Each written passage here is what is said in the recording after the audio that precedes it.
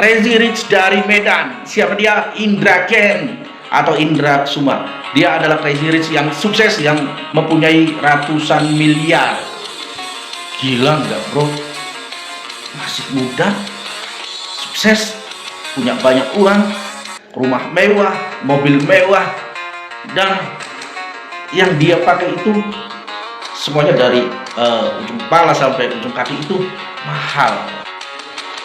Semua kemewahannya dipamerkan di sosial medianya, Twitter, Instagram, YouTube, TikTok, dan lain sebagainya.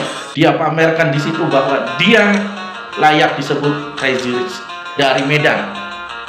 Usianya sangat muda bro, suksesannya pun hebat sekali.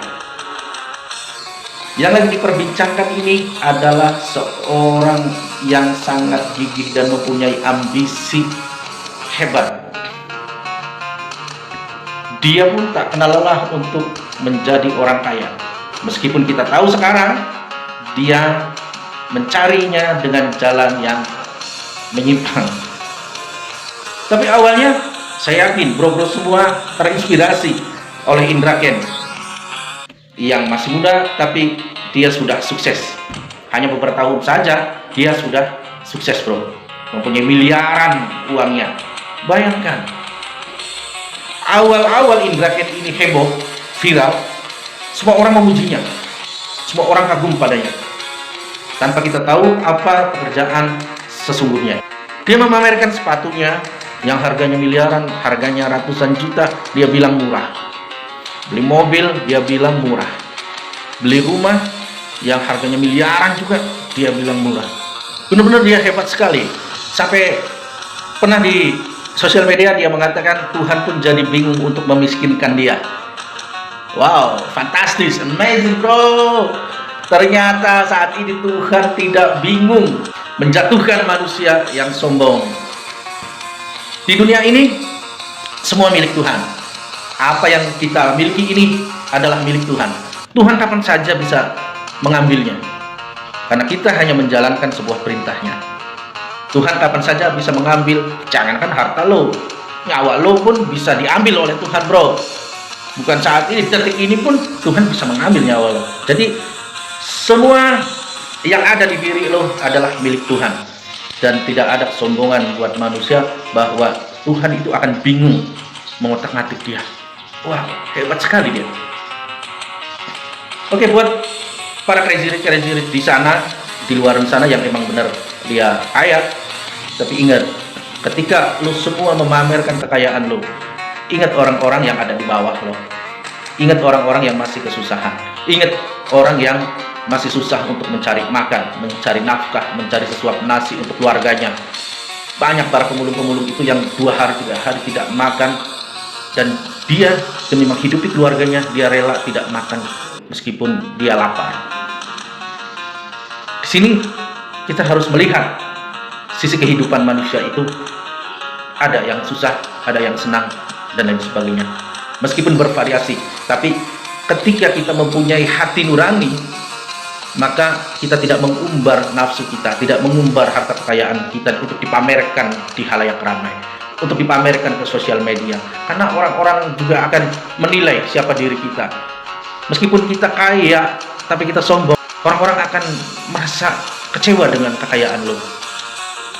Tapi meskipun kau dengan kehidupanmu yang sederhana, tapi kau bersahaja dengan orang-orang, kau bersahaja dengan tetangga, kau bijaksana dengan orang-orang di bawah lo, maka orang-orang pun akan salut dengan kamu. Polisi pun sudah mencium bau-bau tak sedap para crazy rich ini, dan para penegak hukum pun akan menyelidikinya dengan serius. Dan ada beberapa afiliator, beberapa orang itu sudah menjadi tersangka atas penipuan uang atau penipuan berkedok online dan lain sebagainya. Semoga kita semua bisa waspada dengan apa yang berkembang di luar sana. Kita tidak tergiur, hati-hati dengan apa yang kita perbuat, karena itu yang akan kita hasilkan di kemudian hari. Baik, kita ambil kesimpulan dari video ini bahwa hidup itu tidak mudah dan hidup itu tidak sulit. Apa yang kita perbuat itu juga yang akan kita hasilkan di kemudian hari. Apa yang kita tanam, maka itu juga yang akan kita tuai di kemudian hari. Maka dari itu, perbanyak kewaspadaan, selalu rendah hati, dan selalu taat pada Tuhan. Jangan menentang Tuhan. Terima kasih.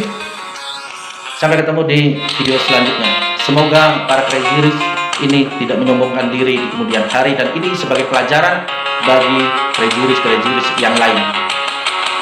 Terima kasih.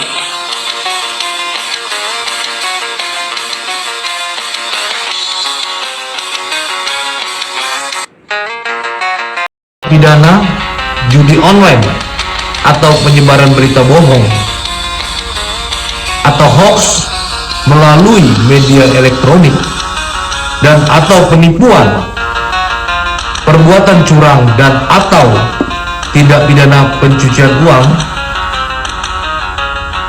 sebagaimana dimaksud dalam pasal 45 ayat 2 junto pasal 27 ayat 2 dan atau pasal 45 ayat 1 junto pasal 28 ayat 1 Undang-Undang Nomor 19 Tahun 2016 tentang perubahan atas Undang-Undang Nomor 11 Tahun 2008 tentang informasi dan transaksi elektronik.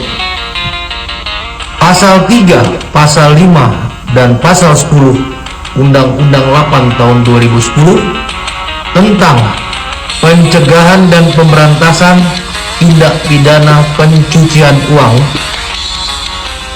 dan atau pasal 378 KUHP junto pasal 55 KUHP ini sesuai dengan laporan polisi nomor LP garis miring B garis miring 0058 garis miring 2 Romawi garis miring 2022 garis miring SPKT Bareskrim Polri tanggal 3 Februari 2022. Penyidik menemukan peristiwa pidana dan penyidik telah meningkatkan statusnya dari penyelidikan menjadi penyidikan. Demikian teman-teman yang kami sampaikan. Terima kasih.